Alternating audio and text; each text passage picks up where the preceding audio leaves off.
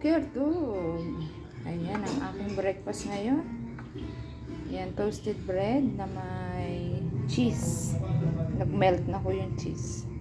Then, ang aking sunny side up. At ang aking pansit bihon. Calamansi flavor po.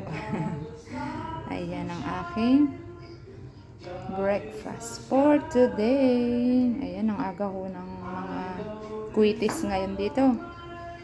Binulabog na naman ang aming umaga. Ayan po. At syempre may kape po tayo. Si Ima tapos na kumain. Ako hindi po.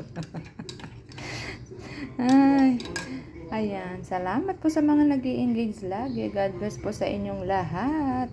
Biyayaan ho kayo ng siksik, liglig at umaapaw na blessings. Ayan. Tara, kain na ho tayo. Salamat ng marami. Bye. Shalom, shalom.